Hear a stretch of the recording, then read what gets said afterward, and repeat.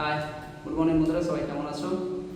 তো আবার একটা নতুন ভিডিও নিয়ে তোমাদের সঙ্গে চলে এলাম। আমরা লাস্ট ব্লগে দেখেছো আমাদের লাদাখ থেকে ফেরার সময় এই বাইক অ্যাক্সিডেন্ট এবং তাকে সারিয়ে নিয়ে এসে যথারীতি বাইকটাকে আবার পুরো রেডি করেছি। অনেকগুলো চেঞ্জেস হয়েছে বাইকে।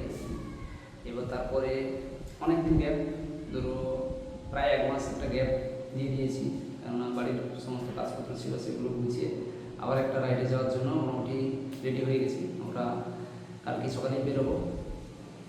তো এবারে রাইড হচ্ছে আমাদের মেঘালয় এবং অরুণাচল প্রদেশ। তো প্রথমে আমরা মেঘালয় যাব, সেখান থেকে তারপর সেদিক দিয়ে হয়ে আমরা অরুণাচলে আনিনি, মেচুকা, তারপরে তাওয়াংয়ের এখন কোনো প্রিপারেশন নেই। তো প্রথমে আমরা মেঘালয় দিয়ে গিয়ে তারপরে আনিনি এবং মেচুকাতে যাব, এইটা মোটামুটি প্ল্যান হয়েছে। আর সেরকম কতদিনের ট্যুর এরকম কোনো প্ল্যান নেই, মোটামুটি যাবো, যেখানে ভালো লাগবে সেখানে থাকবো, সেই জায়গাগুলো দেখবো, তারপরে পরে ডিসাইড করে দেবো যে আর কোন জায়গায় যাওয়া হবে কী হবে না। তো মাঝখানে প্রায় 1 মাস কোনো ভিডিও ছাড়তে পারিনি, আমাদের জন্য খুব খারাপ লাগছে, একটা নিজের কাজের জন্য খুব ব্যস্ত ছিলাম। তো আবার একটা নতুন একজন সাথীকে নিয়ে, আমার ছোটো ভাই, গ্রামেরই বাড়ি, ওকে নিয়ে যেতে হবে, কেননা শান্তনু ও কাজে চলে গেছে, ও যে আমার সঙ্গে লাদা গিয়েছিল, তাই তাকে নিয়ে, ও ছোট, ওকে নিয়ে, এবং একটা মানে একটা নিজের মধ্যে একটা ভয় বা একটা সাহস একটু কম হচ্ছে, কারণ আগের বারে শান্তনু গিয়েছিল আমার সঙ্গে লাদাখ সিরিজে, ও আমার সঙ্গে দুজন মোটামুটি আমার যখন অসুবিধা হতো একটু বাইক চালাতো, কিন্তু এবারে মেঘালয় এবং অরুণাচল ট্রিপে আমি একাই রাইড করবো, কেননা যে আমার সঙ্গে যাবে ও টোটালি বাইক চালাতে জানে না। তাই একটু মানে মনের ভেতরে একটু কিন্তু বোধ হচ্ছে যে একা রাইড করব, পুরো এত বড় একটা জার্নি, দুটো পুরো জায়গা মেঘালয় এবং অরুণাচল দুটোই কভার করব।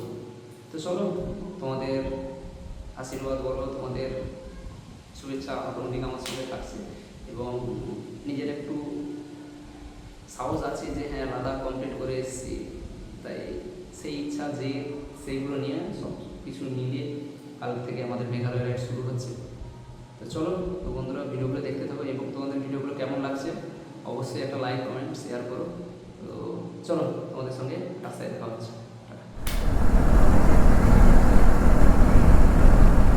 তো বন্ধুরা, আমরা বলতে বলতে মেসোদা পৌঁছে গেলাম। তো এখন বাজে 8টা, আমরা 6:40, 6:30 দিকে বাইকটা স্টার্ট দিয়েছিলাম। মোটামুটি 1.5 ঘন্টায় প্রায় 70-75 কিলোমিটার চলে এলাম। তো আজকে হচ্ছে দুর্গাপুজোর বাঙালির শ্রেষ্ঠ উৎসব, তার ষষ্ঠী। তো মোটামুটি সবাই পুজোতে যে যার যেখানে থাকে কাজে বা যেখানে অফিসে থাকে সবাই পুজোতে বাড়ি আসে।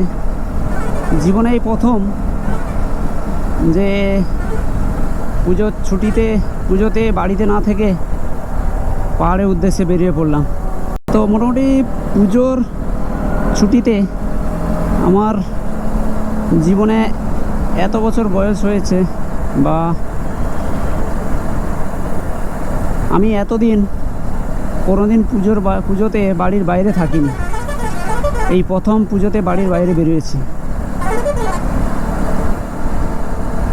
একটু কষ্ট হচ্ছে যে সবাই পুজোতে একটু আনন্দ করবে, কিন্তু সেটার থেকে এটাও একটা স্বপ্ন যে প্রত্যেক বছর তো পুজো দেখি, এই বছর অন্তত পুজোটা নিজেই একা পাহাড়ে কাটাই, একটু আলাদা রকমের। तो भाई क्या किस्मत है भाई, ट्रेन भी अभी जा रहा है, हम लोग बाइक से भी अभी जा रहा हूँ। বন্ধুরা, আজকে আমাদের মেঘালয় এবং অরুণাচল ট্রিপের প্রথম দিনের 550 কিলোমিটার রাইড করে আমরা এসছি রায়গঞ্জের জাস্ট 5-7 কিলোমিটার আগে দুর্গাপুর বলে একটা জায়গা, ওখানে হাইওয়ের পুরো পাশে একটা হোটেলে আমরা উঠেছি। আমরা সকাল বেরিয়েছিলাম 7টার সময়, আবার 7টার আগেই আমরা বাইক বন্ধ করে দিয়েছি, কারণ আর যাওয়ার ইচ্ছে নেই। 550 কিলোমিটার মতো চলে এসেছি, আর কালকে আমাদের পুরো বঙ্গাইগাঁও পর্যন্ত আমরা চলে যাব। তো মোটামুটি আজকে রাইড দুর্দান্ত হয়েছে। ফারাক্কা ব্রিজের ওই জ্যামটা যদি 2 ঘন্টা মতন বা 1.5 ঘন্টা মতন না লাগতো, তাহলে হয়তো আমরা আজকে ডালখোলা পেরিয়ে চলে যেতাম। তো ঠিক হয়েছে, কোনো অসুবিধা নেই। মোটামুটি শেষের ওই ফারাক্কা ব্রিজ ক্রস করার পর থেকে বৃষ্টিটা পেয়েছি, ইটাহার পর্যন্ত বৃষ্টিটা পেয়েছি। তারপরে এদিকটা পুরো শুকনো, এদিকটা বৃষ্টি হয়নি। মোটামুটি আমরা এসে হোটেলে চেক ইন করেছি এবং আমরা খাওয়া দাওয়া শেষ করে এবং হোটেলের এই মন্দির, দুর্গা মন্দির, নতুন হোটেল এবং তার দুর্গা মন্দির এখানে রাখা আছে, মানে বানানো আছে। আমরা বসছিলাম, ফটোটা তুলেছি। আজকের ভিডিওর শেষ মুহূর্তটা এই মন্দিরে বসেই সমাপ্তি করতে চেয়েছি, কারণ সবাই তো রুমে বসে আছে, মানে প্রত্যেক দিনের ভিডিওর সমাপ্তিটা করে। আজকে একটা আলাদা রকমের, যেহেতু আজকে ষষ্ঠী, দুর্গা পূজার ষষ্ঠীর দিন, তাই এই দুর্গা মায়ের সামনে বসে আমরা দুজন আজকের ভিডিও শেষটা শুরু করছি। তো আজকে তোমাদের ভিডিও কেমন লাগলো একটা লাইক, কমেন্ট, শেয়ার অবশ্যই করো। এবং সবাই ছোট বড় সবাইকে আজকের শুভ শারদীয়া ষষ্ঠীর প্রীতি শুভেচ্ছা ও ভালোবাসা থাকলো।